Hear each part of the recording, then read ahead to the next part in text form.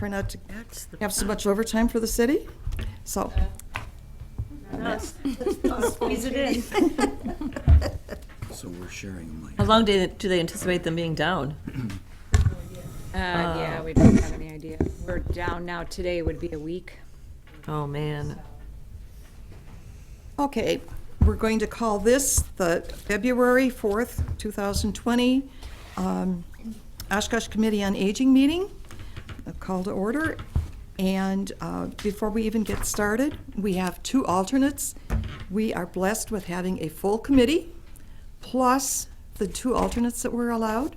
So our alternates are Dave Chapman and Julie Davids, folks that we've already had a lot of contact with. So now we'll do a roll call. Sue Ashton. Here. Heidi Bassford Kirkhoff. Here. Julie Kiefer. Here. Lurton Blassingame is excused. Ron Durkop. Here? Sandy Kleckel. Here. Julie Muslowski. Here. Judy Ritchie. Here. Deb Allison Osby. Jean Wallerman. Here. David Chapman. Here. Julie Davids. Here. Okay. Before we go any further, Dave, you want to give us just a little bit of background of why you applied for the committee and a few other little pertinent facts? Sure. My name is David Chapman. I'm a social worker by background, have worked in healthcare in the Valley for about 35 years. Started when I was 2. And really just believe in helping seniors, helping families navigate through the crazy system we work in. And so I currently work in hospice, but have worked in skilled nursing, assisted living, I've run memory care, and like to consider myself a resource to people. And so an avenue came for me to be able to share that knowledge with others, and so I'm excited to be here. And Julie? I'm Julie Davids. My husband and I own Home Care Assistance. I am interested in the elderly. It all started with my grandpa. He had Alzheimer's. So I'm also a dementia generalist. So I just like to communicate with other area businesses, churches, schools, organizations, how to be more inclusive to our folks that have dementia, and be more supportive and just educate people. So I'm really excited to be here to learn from you, and then hopefully you can learn from me as well. Okay, well, thank you. And then we'll move on to citizen statements. And Brian, podium. Introduce yourself. Good morning, everyone. My name is Brian Nagler, and I work with the ADRC, the Aging and Disability Resource Center of Winnebago County. I'm the program supervisor there. Just to give you a little spiel about what we do, we assist people. We give people objective and unbiased information as to the resources that are available in our community. We assist people with options counseling, which is helping people to best spend the nest egg that they've saved for themselves in retirement. Trying to help people sometimes understand that this is that rainy day, this has arrived, and this is how you best should spend the money. And then we also do enrollment counseling for Wisconsin's medical assistance-based programs, Family Care, and IRIS. So we do all of the eligibility processing for that, which involves not only the physical part of that there's deficits through the functional screen, but also medical assistance eligibility, which is sometimes really, really difficult for people to get hooked up with. So that's kind of what we do. I was asked to come and do a little update today. One of the things that we struggle with is just that. With options counseling, not everyone knows. We've always historically been the place where people go when they had no other means to help themselves. We've been termed the welfare department, working with the county, it has a little bit of a stigma, to be honest. And one of the things that we struggle with and try to get out into the community to help people to understand is that options counseling part of things. That's a new concept within ADRC. And we are resource rich in this community. We are blessed with what we have. But to be able to get that information out to people, there's still a lot of us who don't know that until they absolutely need it or the chips are down. And the goal is to be proactive to get that out there. We do a lot of marketing, such as events such as this so we can get the word out to the most people possible. So one of the programs that we've done to do just that is we've entered into a program with the Oshkosh Fire Department and also the, help me to get this right, Regional Trauma Advisory Council, RTAC, on a program for falls. Falls are happening in this community and all around our country, to be honest, at a horrible rate. Some of those falls are with injuries, so the fire department responds to those as well they should. But there's many of those falls that are happening frequently. The usual suspects are falling more than once, and the fire department is having to spend a lot of their time going and picking folks up off the floor, which they will happily do, but we looked at it and said there needs to be a better way. So out of that Regional Trauma Advisory Council was kind of put together this group of folks with the public health department, with us, and with the fire department so that we could have a better response to the falls, because so much of that is environmental, whether it's a hoarding situation, whether it's a person not recognizing that they need the help, or clutter, all of those things that we kind of deal with. So the fire department's always going to have a role in injury falls, and we want to stop that, but we want to be proactive with what we can help. And so getting the referral to the professionals who handle that sort of thing quicker is the best answer. We started this program in November, and I'm happy to say we've gotten 40 such referrals to our office. How it goes down is actually the fire department, when they're going out, they actually have what they term a tough pad, and we think it's kind of like a iPad on steroids so that they can throw it around the truck and stuff and not have it break. But it has an actual referral on there to us. So when they're out with that person who's fallen, you know, they can speak to them on a level that maybe even we can't. You know, it's at that kind of vulnerable time where they've just had that fall, they're afraid, you know, and they can offer that there's a better solution for them or possibly some better options for them. So they fill out that referral. It actually comes to our ADRC and is given to the INA, the Information and Assistance Social Worker that's on call for that day. We then respond to that contact, and we've had some really good luck. Kind of a couple of the success stories that stick in my mind are, we had one gentleman who was falling quite a bit, and we were able to hook him up with a caregiver support program. It wasn't ready to get hooked up with medical assistance or, you know, family care or any of those larger programs, but there was a need there. There was someone caring for him. So we were able to use some of our local pots of money, the NFCSP, the National Caregiver Family Support Program, to be able to assist that caregiver and get some respite to get out of the home. Because to be a good caregiver, you need to be away from it as well, too. You deserve that time away. So we were able to do that. We were able to put people in touch with the Larson Winchester Lions Club, who continue to do such good work in our community, able to go out there and shop. We've had consumers or referents of this app get canes, 4-prong canes, that sort of thing. Go and test out a lift chair, you know, to see if we had one gentleman who went and tested out a lift chair, and he decided, and we were so excited about this, that it wasn't the time because he didn't want to lose the tone in his legs and the muscles. So it wasn't quite the time for a lift chair, he thought. So we applauded that. But also working with the Public Health Department, we go out jointly with Aaron Roberts from the Public Health Department quite a bit to be able to hook people up with preventative programs such as the falls programs and things such as that. So it's been a very successful program so far. We're looking for more of it. You know, and the goal with all of our programs, be that the respite programs that we run or situations like this, is to kind of cookie cutter that to other cities or villages in our county. We're a county agency, so the ability to go and kind of have this evidence that this works, and then take that to maybe the city of Neenah or Menasha or Winneconne, Amarillo, those types of things. That's always our goal. So it's going very well.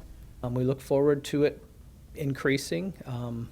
But again, we do get the calls where I was explaining to Ron before the meeting where, you know, they willingly go through the referral process with that fire department person, and then we call and get no answer, no answer, no answer. So there's still that.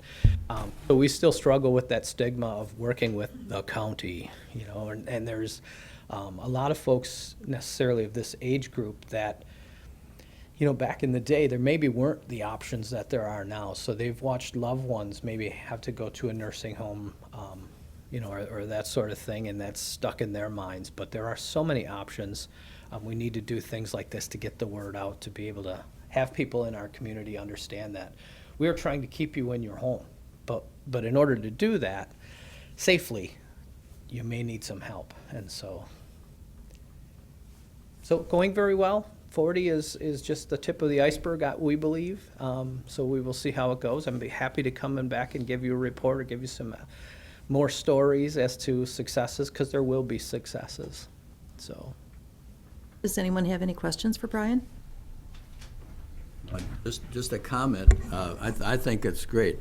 In probably the 40 years that I worked with Winnebago County, I don't remember 40 referrals from the fire department in all that time. So to get that many referrals in a few months here is wonderful. I mean, it's a major step forward. And it really takes, I think the difference, we've had our ADRC brochures on the fire department vehicles for some time, but I feel like those brochures end up on the bedside table or wherever it is, and maybe don't even get viewed again. So it really, like any project, it takes executive, the higher-ups being bought into something like this. And I can say in our community, I think some of you have been to the listening sessions about falls in our community. I can say that there is executive buy-in for this program because it makes sense. It just plain makes sense. Yes? What would you say is the most common reason for falls? Is there any alcoholism? There is that. I would say, you know, people still try to bounce up like they once did, maybe when they were 20 or 30 years old, but don't sit on the edge of the bed or things like that. Clutter is a big thing, to be honest. There's a lot of things underfoot, whether that's pets, sometimes can be underfoot as well. It's kind of a myriad of different things. I don't know that we have a huge standout in what we're referred for. Alcoholism is certainly something in our community, and definitely something we get referrals on, which makes it a different call than maybe just a hoarding type situation. So our staff really need to be on the ball and be able to adapt to the call that they're going out on. So Thank you, Brian. thank you for having me. And we need to backtrack just a little bit. I forgot to do the approval of the minutes from our January meeting. I mailed those out to you last week. Do we have any additions or corrections? If not, a motion to approve? Okay. Any discussion? All those in favor? Aye. Opposed? Okay, we'll come back. Citizen statements? Anything to say back there? I can introduce myself. Okay. Sure.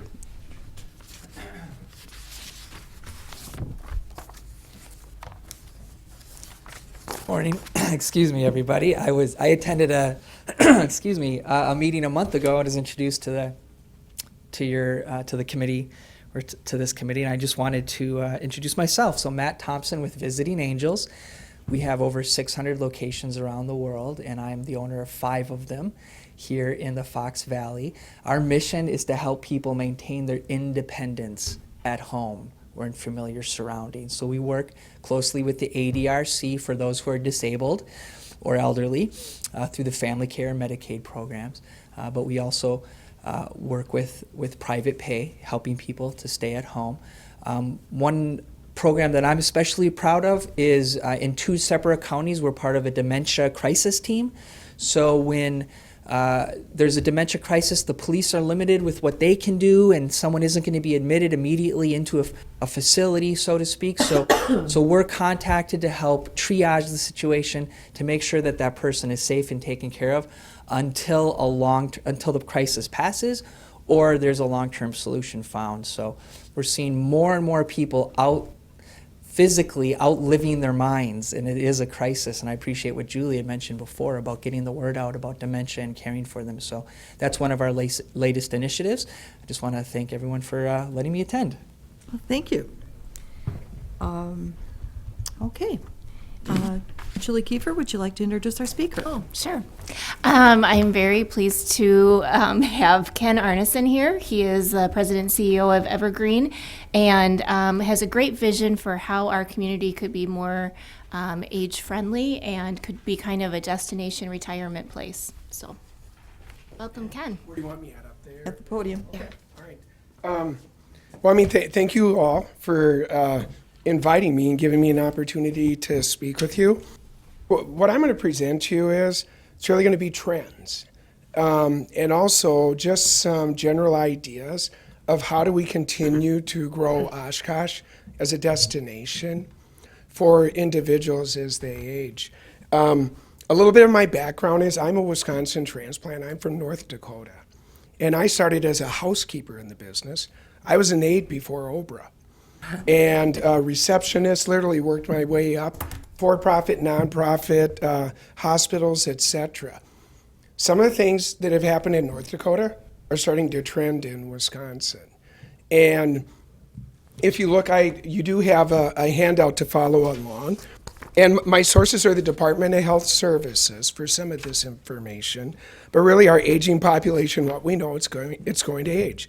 And you can see between 2015 and 2040, the 65 plus is going to grow by 27%. The dementia population is projected to go from 115,000 to 242. But if you turn the page, I don't know how many of you have ever seen this. It's one that we study. It's a map of the state. And what you're seeing is those are percentages of population 65 and older. So if you take a look right now at 2015, it's not too bad. You see quite a bit of green, but project out to 2040 and look towards northern Wisconsin. I think there's 4 of the states where they're projecting over 40% of their population will be 65 and older. What you're seeing is an aging population and a declining youth population. And what that's forcing is migration. So something that communities in urban settings, I believe, have not really started to take a look at is, what does an influx of older adults migrating from these rural areas potentially look like when they don't know our community? They don't know individuals yet. Who do you connect with? In North Dakota, as an example, I'll use 5 of the communities I competed against in high school are completely gone. Schools are gone. You know, the last thing to close is the bar. You know, you'll have a whole lot of stuff go, and then eventually what's happened is people are forced to migrate. Trends you can follow, I follow farming. Family farms, what's happening? They're becoming larger. Farmers are moving out of some of those rural areas. And in Price County this last weekend, I was visiting with the tavern owner. He was sharing in 1985 they had 138 active liquor licenses in Price County. Today they have 58. And within communities, you have to look at those places where people gather, and those are all signs. So while we have this aging population, one thing that we see, especially at Evergreen, because we're very dependent upon this portion of the workforce, is what you're seeing with certified nursing assistants. And the trend is clearly downward. Some of what's going on is, I don't know if you're aware, I think up to 19 skilled nursing facilities closed in the state of Wisconsin this year. Iola is actually pretty close, and they just announced that they're closing. They're closing because they can't find staff, and because of Medicaid reimbursement, they can't pay staff. So you have economics, and then what's happening is people are having to migrate again because they're looking for care. The Wall Street Journal ran a piece about crises in rural America where families are having to look 4 or 5 hours away. Evergreen's in the home care business. We're in the home health business. We're in the memory care. We're in the assisted living. The challenge we see oftentimes is if you're looking in these rural areas, especially with the home care, how do you find staff in an area that's very rural and then you can provide those services? But for the certified nursing assistants, we are truly potentially looking at a crisis situation with not having enough caregivers in order to care for an aging population. Some of the answers that we're looking at is, one example we're looking at is, can we influence immigration? We need more people to come. I mean, frankly, what Oshkosh needs is, we need more people from an economic development. I serve on the Greater Oshkosh Economic Development, and the talk with all owners is, we just need more people. But here's the challenge is we have such a concentration right now on bringing those young people.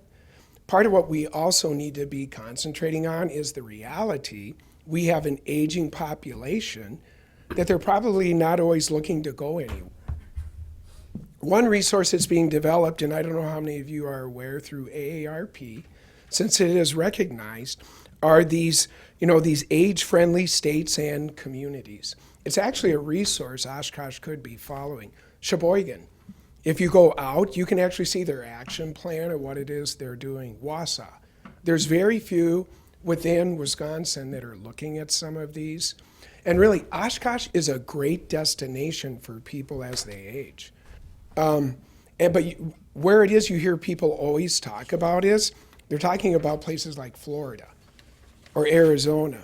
And I don't know if you've been speaking recently with some of those people that migrate, but if you ask them the challenges in their state, one is where they're going, those states are struggling with aging populations.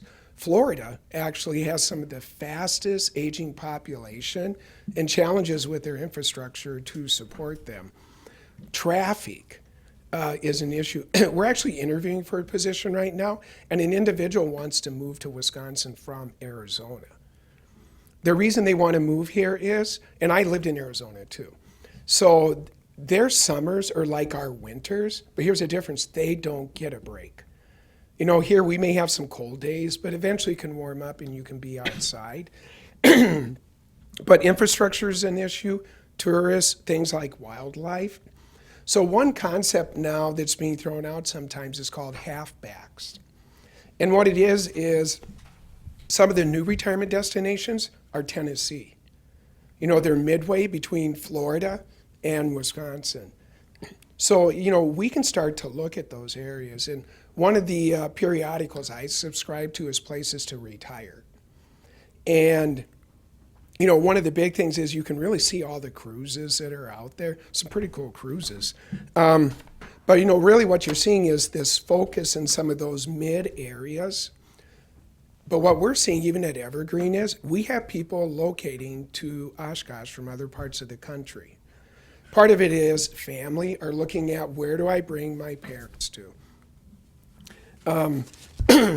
And really, a part of it here within the Oshkosh community is this idea of what can we really be doing to provide an idea of active. And in independence is a really interesting comment because sometimes when you share with someone, you'll hear that person's not independent. And you'll hear, well, we want people to be independent. And really defining what does independent look like is an interesting thing because I believe everybody has a degree of dependency. And it's where do you have those support services? And we believe strongly in supporting people and aging in the place that they call home. But one of the challenges with that, especially in our environment, is the increase of isolation. If you go out, and I invite you to look at a National Geographic study, it was called Blue Zones. Are any of you familiar with that? Really what the Blue Zones was about was it was a researcher that went out and studied these areas where they have centurions. And it's not uncommon for people to age long. And what you're going to notice, an important part of that is those people are very connected. In Japan, when the researcher was meeting with a group of women, they literally got up and left him because one of their members was missing. So they're so focused on looking out for each other, they went to check for that person. Individuals in Sicily, I think it's an individual that still tends goats. He rides a bike at 100. But the thing is they're very connected. And while we have such a focus on keeping people in their homes, The caution I have is, how do we still keep people connected? Because an individual who is by themselves, they don't always recognize when things may become a challenge. They're also, what is their world? You know, it's like somebody said, if you lived in the Taj Mahal, at what point does your world become small? And we have really been looking to develop a better community for people to age in. One example when we talk about the support for aging is lighting. So how many of you go into restaurants now where, you know, they keep the lights down because they want to set the mood? But I'll use my friends, we're in our 50s now, we think the best thing on a smartphone is the flashlight. Because you know why we need the flashlight is? We can't see the menu. Font sizes, you know, things like signage. It all makes a difference for individuals as they age. And where we have seen that really is the work we've been doing around Evergreen. And I don't know how many of you are aware, but we're very appreciative of the city council support. We have a full-service bar, Pub 67.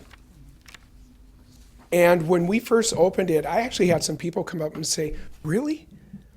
A bar for old people? I mean, do they stay up past 7? Yes, they do. You know, the thing is as people age, they still want the same things. It's a matter of it sometimes needs to look different. So in 2018, we roughly had a little bit over 5,000 individuals come to Pub 67. In 2019, we are at close to 11,000 individuals who have came. And you know what they're really coming for more than anything? It's a socializing. And if you look around the history of Oshkosh, where did a lot of socializing take place at? Corner taverns. Across from it, we developed a rec room, because the other part is how do you develop areas when you look at multi-generational that you really have stuff of interest for people in different age groups that allows them to connect. And what I think the greatest gaming system ever invented is the Wii. It's a very uncomplicated system. You just simply have something you use. And what it's really been about is how do we connect people together? So when you look around Oshkosh, you know, it's this question of where are those connections that can happen naturally? Because sometimes there's a tendency to force something. One of the sciences I study is natural occurring environments. And one of the things they talk about is, have you ever noticed if you take a group of kids to a playground and the parents step back, a natural order at some point will start to present itself. So part of what could be done to encourage Oshkosh to be more age-friendly is, look at where there are some of those natural environments that take place.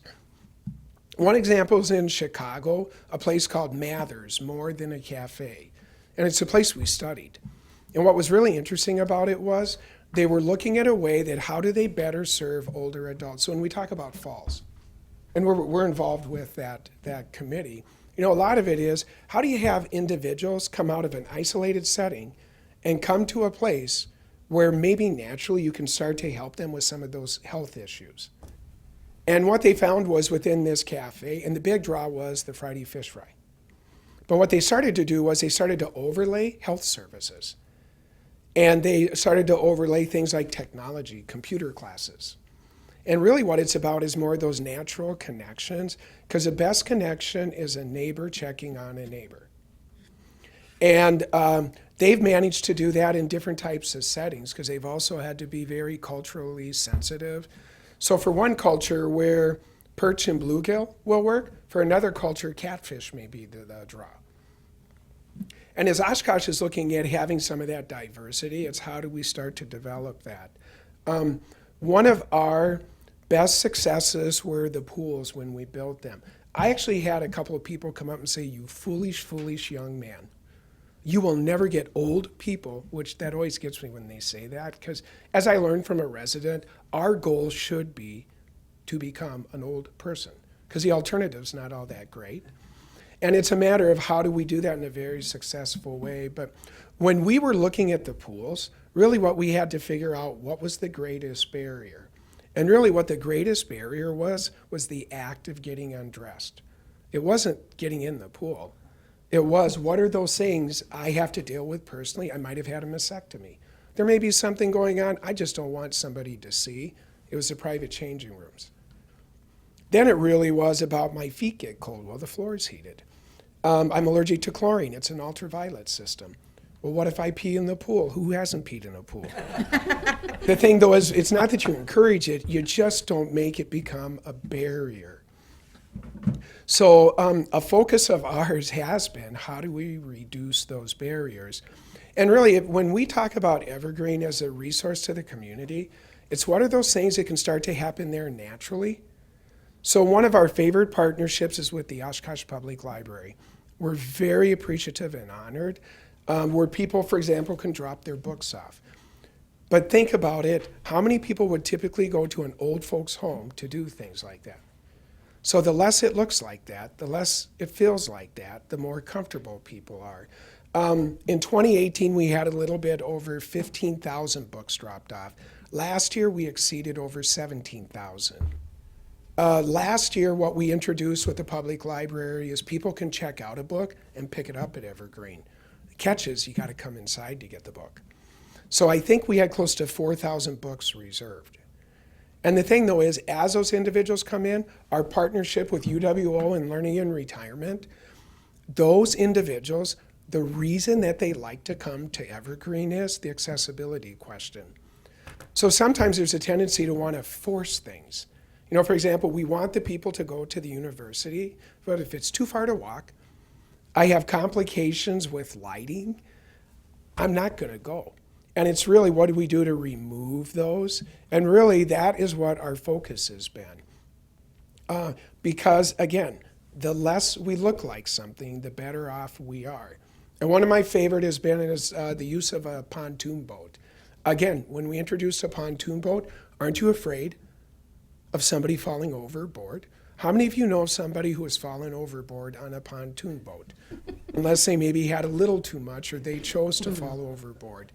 Again, here's the thing. Just because somebody ages, and I'm going to go back to when I started in the business, because when I started in the business, part of my uniform was a key. And it was disciplinary action if you did not have the key, because the key was the seatbelt restraint and our bed restraints. Rails went up because the idea of keeping people safe was you restrain them. And what I talk about within the Oshkosh community is we need to look at how can we continue to broaden our world, again, in a natural way. When we look at the Riverwalk and the work that's being done, you know, really, what is the work that's been done when you look at bench placement? What is the work that's gone into how accessible is this for someone? What if somebody wants to fish? You know, are there ways we can keep people connected? Because the benefit for Oshkosh is if we become a destination for people as they retire, retirees have a whole lot of knowledge, they have time, and as we look at retirees now, they want to be much more engaged. The other thing they have is the ability to support causes within communities. And that is something that Oshkosh can always use. So one of our newest projects, if you have it, it's a concept called a pocket neighborhood. It's actually a project that we are hoping to start here in Oshkosh. Evergreen's focus is we are not building assisted living. We have assisted living, we're not building it. We're definitely not building skilled nursing. The primary reason is staff. The other reason is there's a whole lot of it out there right now.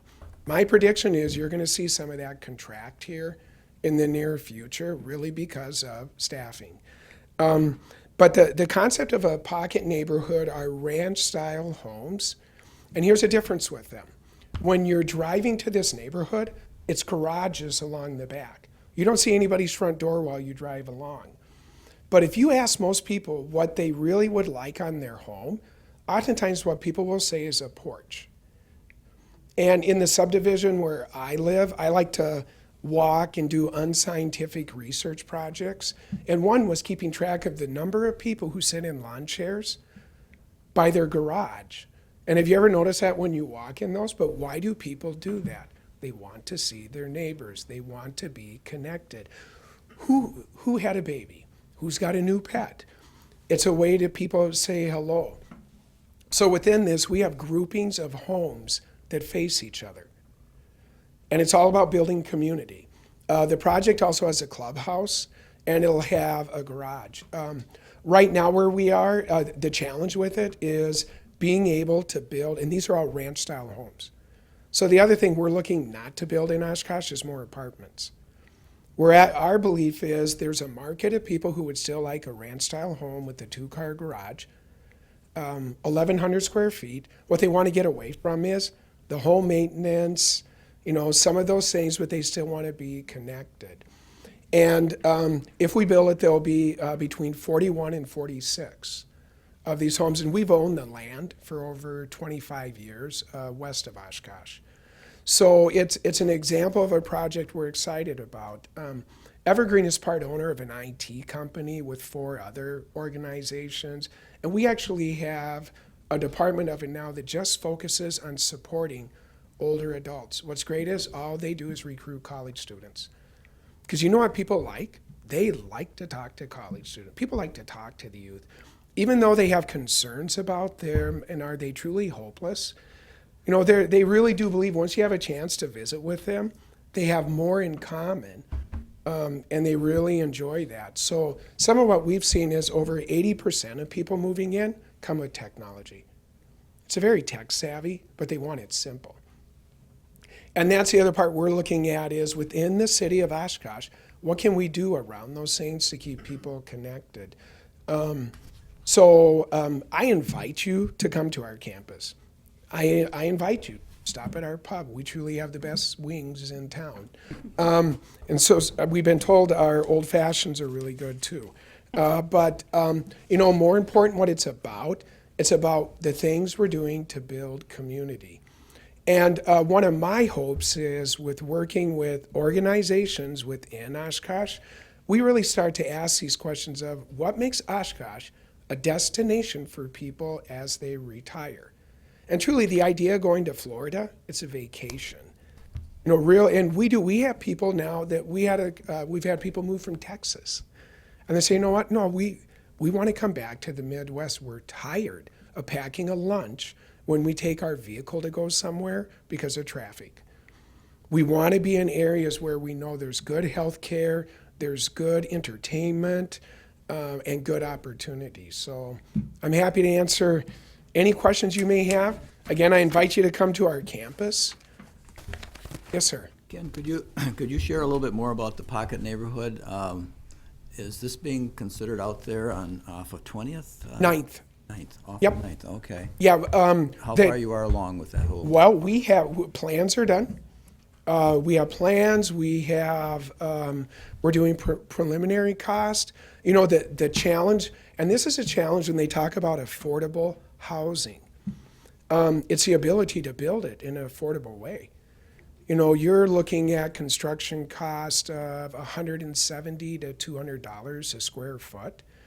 If you're looking to try to get rents, between $1,000 and $1,500, which some people may say, well, we need to get the rents even lower.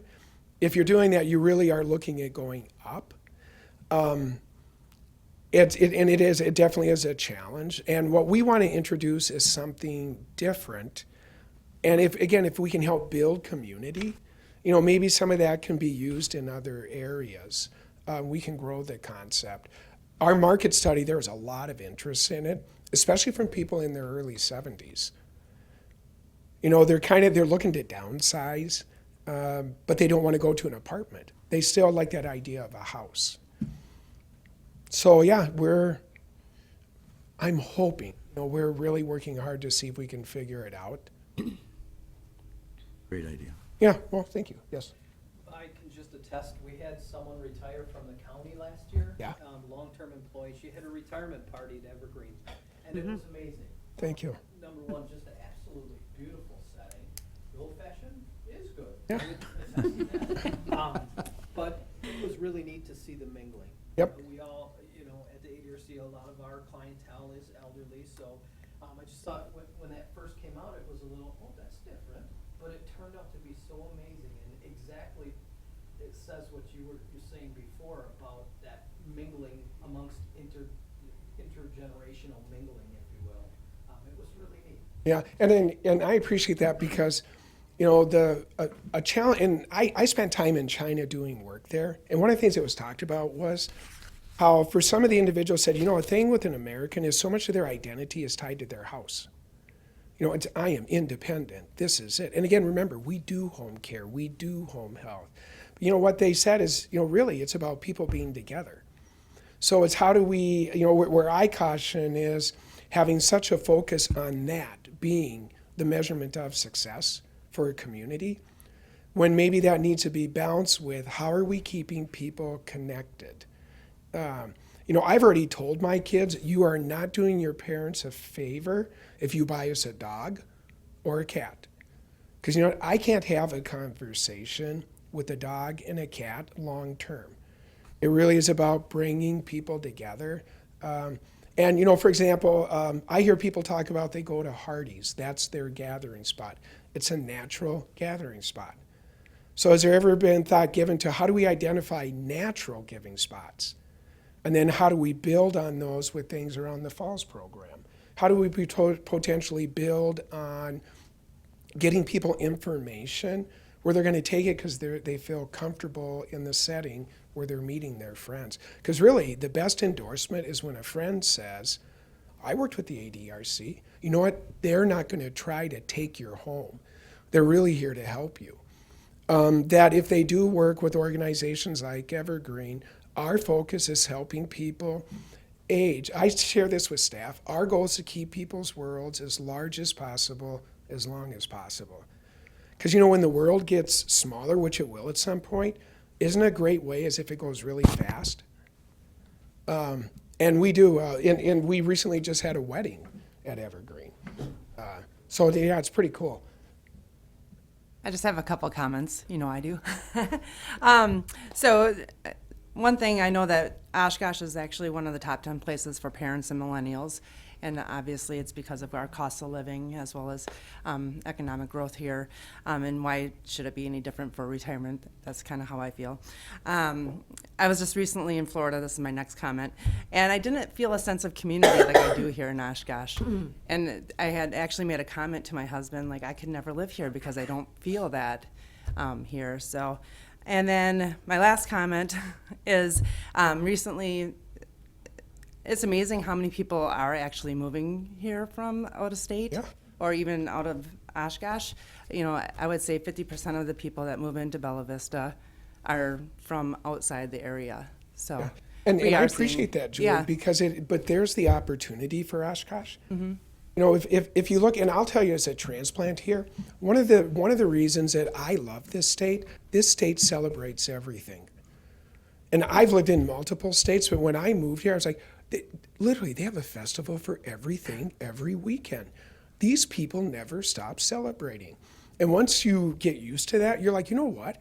I like this because it brings people together. And but again, it's how do we identify natural places, you know, versus sometimes saying how, you know, where are you potentially forcing some of this to connect with people? But we're seeing where more people are saying, you know, I'm tired of these things. Yeah, and I think it's also a result of millennials moving here and parents, because there's a lot of job opportunity here, and so the parents follow their children. And Oshkosh has great health care. Yes. I mean, we have great support for people. It's a matter of how do you get people connected and have them do it in a way that they're comfortable. You know, because there's always that tendency of being on guard. Unfortunately, it is a part of our society just because of how the world is now. And when you have to worry about ransomware, when you have to worry about all these other things, you know, people are more naturally guarded. So it's always how do you get somebody when they're a little more comfortable? And that really has been some of our focus. We now have an HO railroad club. And, you know, one of the things we want to do is we want to figure out how do we tie it now to youth for two reasons. Wouldn't it be neat if instead of video games, they were really interested in trains again? And you know how many jobs there are in transportation that we can get them there? We have a sewing club and sewing and quilting. We had to figure out how do we make this environment happen. through the Oshkosh Earth and Science Club, the Lapidary. And it really is about, again, how do we start to connect people? Because what we want at Evergreen is we want people to feel things just happen naturally, and it just feels good. So when they come for learning in retirement, it's one of my favorite things in the world. People connect with friends, they're learning. I sit just outside some of the sessions, but I get caught up in them. But if these things are going on, then how do we start to market that to people? Because one thing, if you notice the material, where do we say Oshkosh is a place to retire? It's a place to come and play. It's a place to come and work. But what would be wrong with Oshkosh being the destination in the valley as a place to retire? So truly, if you have, again, stop by the campus. If you have other thoughts, let me know. If you want to learn more about the Pocket neighborhood, let me know. Thanks, Julie. Thank you, Ken. Yep. Okay. And we have roughly 12 to 15 minutes for the meeting, so we'll start with old business and our work group reports. Lurton is gone, so is there anyone else that could report on strengthening our partnership with neighborhood associations and other partners? I guess that would be me, but I don't think I have anything to report at this time. Thank you. Improving access to affordable transportation and delivery services for seniors. The work group has been me, and at this point, I don't have anything to report. We're looking for a couple of extra members. People from the general community are welcome to participate with these work groups because they bring in additional ideas and resources that we maybe haven't thought of. So we'd certainly appreciate that. Jean, create community design and policy that supports an age-friendly community? Yes, Heidi and I and Bryn from the ADRC met, and we looked at our strategic plan on the create community design and policy. We decided to focus more on going forward on creating the age-friendly community. Bryn was going through Mark Weisensell's materials and found that Mark had done a lot of research on it, and then got to a point where it had stopped, and she wants to pick that back up, and knew that we were working on something, so we're going to collaborate and come together to work on that portion. And just kind of what Ken was talking about is this is all connected. So as we go forward and work with that age-friendly community, it's through ARP. Then we want to bring some other community members together, and Bryn is kind of also working on that. So there will be more coming forward with our little group. So we're going to put the community design and policy not on the back burner, but it'll still be with us, that if something does arise with the city, changes on anything, then we'll just report on that too. So. Okay. And then, Ron, improving communication and visibility of available services to seniors. So, okay. We have a handout that we're going to share with those who are on the committee already have their copy, so please share if you need to. Well, there's 7 different areas that the improving communications and visibility of available services to seniors have been active on. We call this ICVAS for short, okay? Judy Ritchie, Julie Maslowski, Sue Ashton, and I are the work group working in this area. And what you have before you is a fairly comprehensive report. We're going to try and be brief, each of us take a section or two and kind of give you where we've been and where we're planning to go the rest of this term, which takes it of the first section. With this, part of what we were supposed to do is assess and determine current situations, identifying gaps, determining our role and developing a plan to connect with partner agencies and collect information on true senior needs. And so we are continuing to invite individuals representing these various community entities to present at our monthly meetings. Part of that is as the general speaker, but then also we've been inviting people like Matt to come represent their agency, what they're doing, and like the dementia crisis program. That's something that we were not all aware of and is certainly a badly needed resource. So we on the committee get to learn as well as people in the public get to learn. And when you look through this report, this past year identifies various speakers and subjects that we have done. And then going forward, we'd like to continue inviting individuals to present. And we had Ken today. We're going to have Jennifer Skolaski with the Falls Prevention Survey results, and Stephanie from the Health Department on isolation and loneliness, which we broached on a little bit last month. And on the sheet, it talks Aurora Sane, the Sexual Assault Nurse Examiner Program, but there's actually a much longer title, which is the forensic program at Aurora. And one of the things that they have identified is a growing number of elder abuse individuals that they're seeing with that program, not just the sexual abuse. And so we'll have Brenda talking to us about that. And then, again, with our plan, the continuing updates that we get from our members as well as people from the community. If there's sufficient notice, other than dealing with the ransomware right now with the city, we're able to, with sufficient notice, have PDFs, JPEGs, so that we have graphics on screen during our presentations. We find that having the visuals helps people aid in learning and remembering. So those are kind of a quick go-through of some of our accomplishments and goals. All right. Next one is to continue to get services, resource information out to seniors and the wider community. And we've done this using various methods, including, well, except for today, televising the Committee on Aging monthly meetings, encouraging communications via neighborhood association leaderships.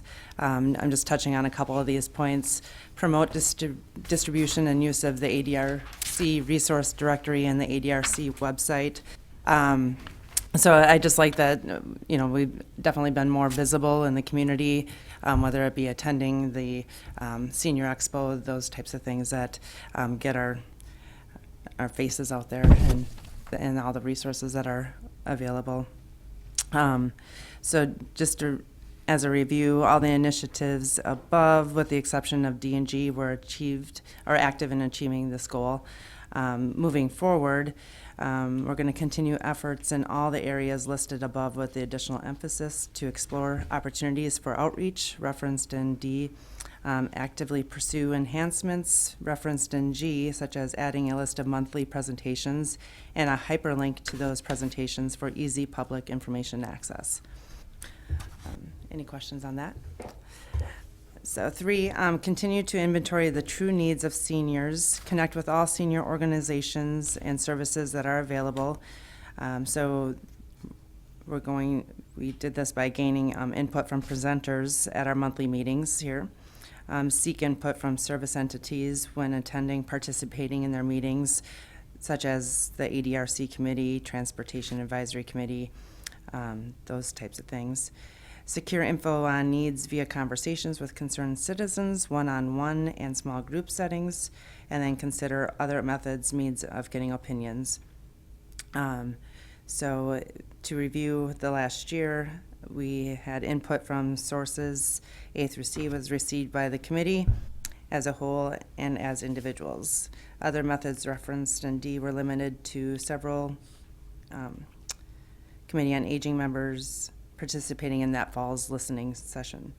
Moving forward, we're going to continue to inventory the true needs of seniors, connect with all senior organizations and services that are available by means noted and above. Sue? Okay, and then number 4 is continue to educate seniors and organizations that serve seniors on the programs and facilities for them to publicize and get the word out. And then we're kind of talking like, could we talk to somebody at the Oshkosh Northwestern or somebody at the Oshkosh Herald to have a little area for seniors to just to kind of look in that space for what's happening, that would be helpful if we could do something like that. So we have to kind of look for a connection there somehow, some way. Continue to televise these monthly presentations, explore outreach through social media. Although a lot of my friends are lucky they can use their cell phone, they're not really into Facebook much, or unless their kids hook them up with things like that. But even if they do, sometimes they can't figure it out. Some are good, but some are not so good. So the other thing is we need to outreach through just kind of apply for membership here, encourage them to work, participate in how are we doing, how are we getting, like if you could interview some of your friends who are older and say, are they watching these videos? I mean, is that something that's, we think it's helpful. Are people watching it? Maybe we could do some things like that just on our own when we meet a group of older folks, somehow get a little, I don't know, just figure out what's going on. Because sometimes we think we're doing well and we're really not, so I think we need to kind of look at that a little bit. And then continue to create communication tools for services on the City of Oshkosh website. And I think it would be helpful, like what we talked about today, if we could reference this somehow or other, categorize what we do at our meetings, so people who are looking at something can just look for a topic and then look it up on our website. I think that would be really helpful. So we're looking into things like that. I think that would be a helpful thing. And I think that kind of covers 4 and 5. Okay, turning to 6, and the focus there is to increase the number of seniors with advanced directives by partnering with the Fox Valley Advanced Care Planning.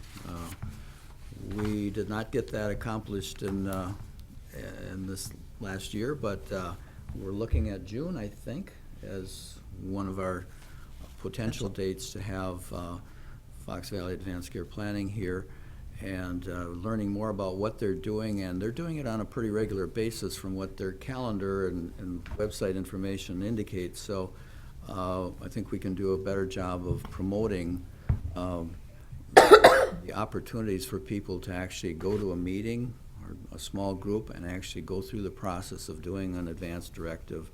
And I'll jump in for just a Sure, second. yes. One of the things when we do our outreach, when we're at the senior expos and some of the other community events, we have copies of advanced directives for people to pick up, and we run out every time. So people, even though, 25% of people, if that, actually have them, 1/3 of it. people are still picking them up, so there is the interest there. So we know that we're making some inroads. Yep. And our thanks to the ADRC for supplying us with lots and lots of advanced directives, both for financial and property as well as healthcare. And as Judy's mentioning, at these booths that we have had now the last year, at least 4 of them, we plan another 4 this year at the State of the City, which is coming up in March. March, is that right? Unity in the Community, also in March. Caring for the Caregiver Conference, we believe probably will be in May or so. April. April. And then the Senior Expo in October, and any other opportunity that we have where we can have a booth and be distributing information, we intend to certainly keep those advanced directives front and center.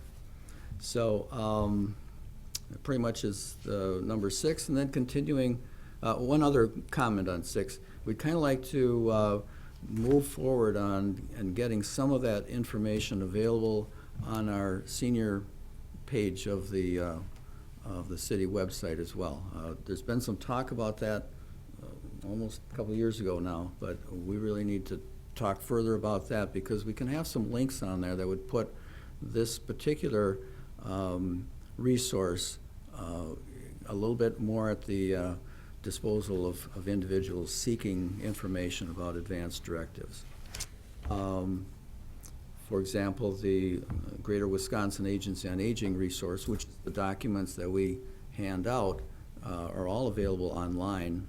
And as you know, some of our elderly might not be as tech savvy as we think they might be, but we know their children are, and they might be looking at some of the same stuff and being able to plug in. So, Brian.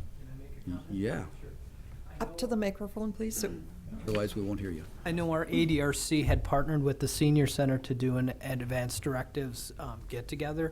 You had mentioned, I do believe that there's interest in that, but the documents that, at least that we provide, are fairly legalese. They're a little bit intimidating. So we had a lot of success. We actually, I think it was, had 10 people that we assisted through that, because sometimes it becomes the discussion. What does this mean? Or who can be the witnesses and who should not? Explaining that, essentially eyeball to eyeball with people is very helpful. So I believe, and tell me if I'm wrong, Gene, I think there was 10 people and there was 5 people on a waiting list. So if we could partner with the commission here and the Senior Center to do more of those events, that is something, that started with a performance evaluation goal for one of our staff, that it's very poignant to her because she's had some problems with grandparents in that realm of not having advanced directives and what can happen with not having that.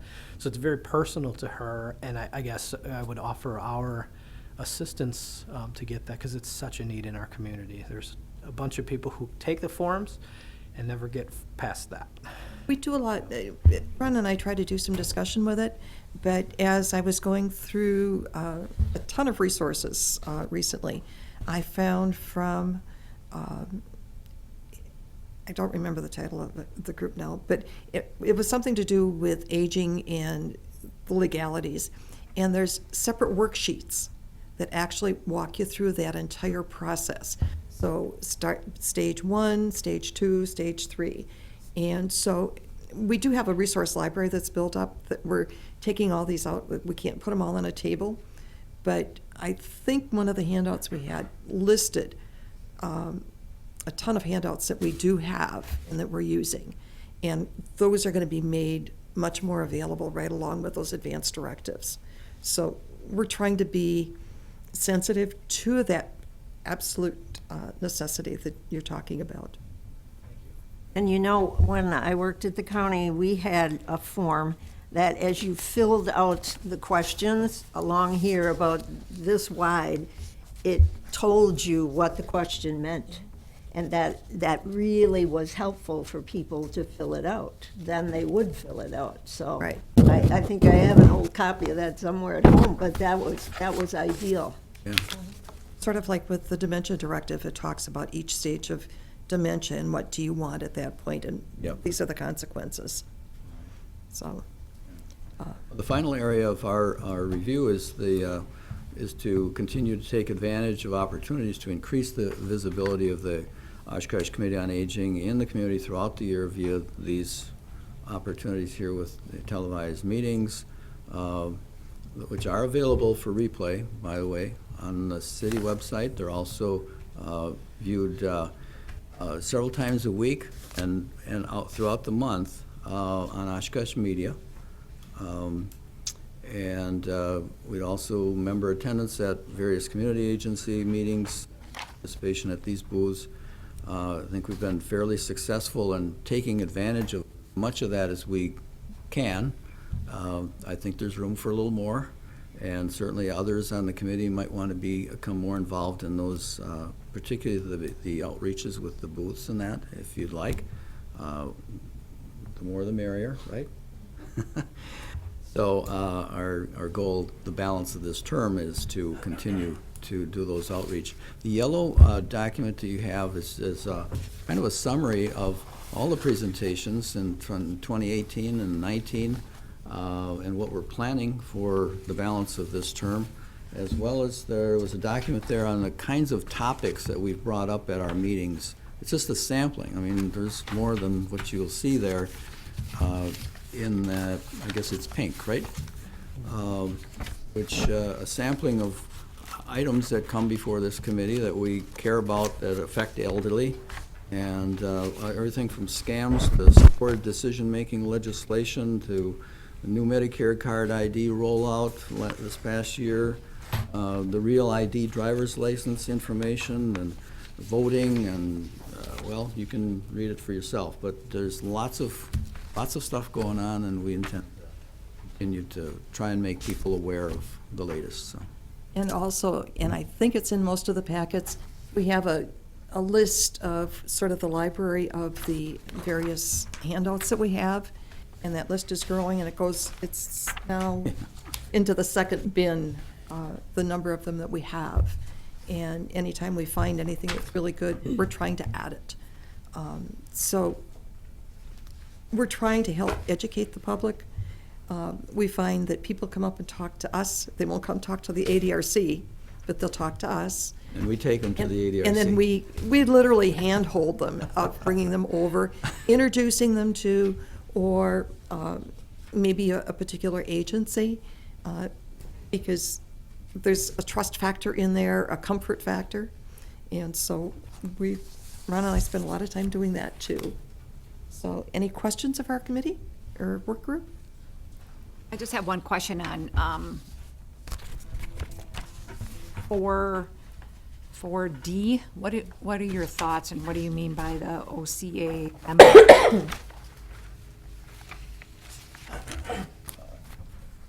Encourage citizens to apply for OCOA membership. Is that what you? Yeah. Okay. Well, when we have vacancies, we like to get them filled, and obviously when we don't have vacancies, we're wanting to encourage people to be thinking about, is this something they would like to do in the future? And even attend our meetings and provide input on issues that they are concerned about or whatever. Because we don't have a corner on knowledge around this table. There's lots of it out there, and anybody who's interested in aging issues and wants to participate and share, we kind of like to get them introduced to the Oshkosh Committee on Aging. People will leave the committee, and then we've got maybe some people who would be interested in being members. So more or less just applying for committee member. Yeah. Correct. To be a Yeah, yeah. member. Okay. It'd be nice to have a waiting list of people eager to serve on this committee. Historically, the Committee on Aging, when I came on, it was 13 members, and it was difficult to have a quorum for meetings with lack of members and then somebody not attending the meeting, which is not productive for the committee as a whole. And in recent years, that the committee, or the council, reduced the number to 9, which includes 1 city council rep. And then more recently, having alternates appointed came in. So that, like today with Lurton missing, Dave is the newest, as the first alternate appointed, would have full responsibility to the committee, as opposed to just participating in the discussion, but not being able to vote. And so the more people we have with the interest in the committee, the more work that we as a committee can accomplish, and the greater visibility, and the more that we're doing for the seniors of not only Oshkosh, but the area, making us a more welcome community for them. So we think it's a winning situation for everybody. And we've been able to, by having that information available, we got Julie Kiefer, we got Julie Davids, we got Dave. Heidi, I think somehow you came in a little bit under something like that. Mm-hmm. And we have, again, as a result of speaking at the Senior Resource Group, we have 1 more application that's sitting there. And we've encouraged Lindsay to participate with the meetings as much as she's able to. So we're seeing excitement in the community, and we'd like to keep that excitement going. Mm-hmm. I just wanted clarification on that. Well, you got a little bit longer story, but It's something that, somebody that's been on the committee for a while, and Sandy, you've been on longer than I have, it has been a challenge. And so to have that willingness to participate is a good, very good thing for us. Okay, I'd like to move that we defer on our scam presentation for today because our meeting has gone a little extra time here, so we'll do that next month, along with some other additional information that we've got to share. Do I hear a second on that? Second. Okay. All those in favor? Aye. Opposed? Now, Dave does have one thing that we'd like to share today, and that's an event that he has coming up. So we have a Who's Who in Healthcare event, which is Thursday, February 13th, which is just a great opportunity for people working in healthcare to get together, have common minds, looking at how they can help support each other. It's a social event at Fox River Brewing from 3:30 till 7. We do ask for RSVPs, but people are welcome to come. You said 3:30 to 7? Correct. Okay, thank you. Okay, and then a reminder that Tuesday, February 18th is the spring primary. I've actually got a whole packet of information I can share today, but we'll put off till later. And that spring primary, the sample ballot includes the Justice for the Supreme Court. And there are 3 candidates. There was just a recent forum with 2 participating with it. So go out there and vote. I'll next time have information on absentee voting as well as the fact that several of the polling sites have been changed. So we'll do that next month. And looking at the time, I'll take a motion to adjourn. So move. Second. All those in favor? Aye. Okay, we'll see you next month. Thank you.